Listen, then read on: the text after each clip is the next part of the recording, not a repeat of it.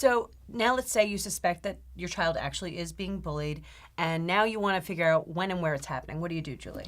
Well, you've already gone to the school team by this point. And so now what you want to do is get that school team to swing into action. And what I mean by that is that bullying does not happen in front of adult eyes. So we've got to Usually that's the case. That's right. So we've got to get that team to set up a monitoring system whereby adults are poised in certain positions throughout the school day, where they're watching, and now they're specifically looking for something. You don't want anybody else to know what they're looking for, but you have to make sure that this monitoring happens in all areas. So what do I mean by that? In some cases, it might be before school begins. It might be on the school bus. It might be in the grounds before everybody comes into the physical building. Then it's in the classrooms.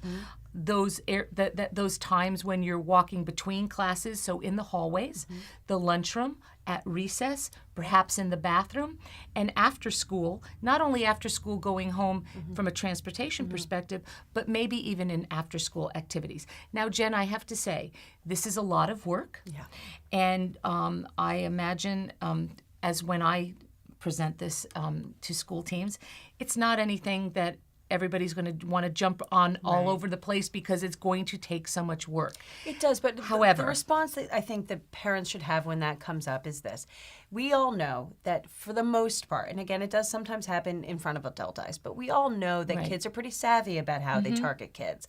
And in most circumstances, it seems to happen in what I call those unstructured activities. So not necessarily in the classroom, or if it's being done there, it's very subtle.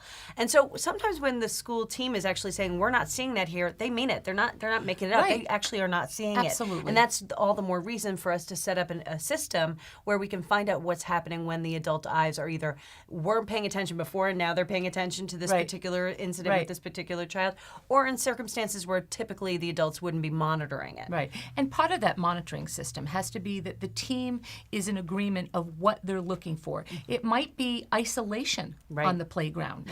Bullying isn't always a physical hit to somebody. It can be far more subtle than that. So the team also has to agree, what are we looking for? And have the team take the data.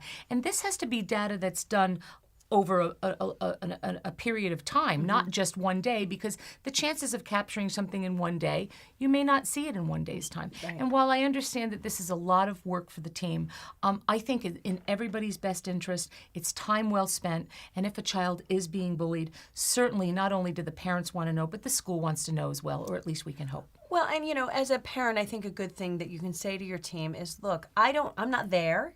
And it's not appropriate for me necessarily to be there. But also there's a different culture in schools that the people who teach in schools every single day understand more so than the average parent. And so it's those subtle things that kids may say something in a certain way. And if you're not part of that everyday heartbeat of the school and understand the way kids are interacting these days, you may not even realize that what was said was offensive. And so you want those people who actually understand the culture of that school and know your child and presumably are trying to help your child and all the kids in the school to be paying attention and giving you the inside eyes because you're not there. And so while this monitoring does take effort and time, we think it's time well spent.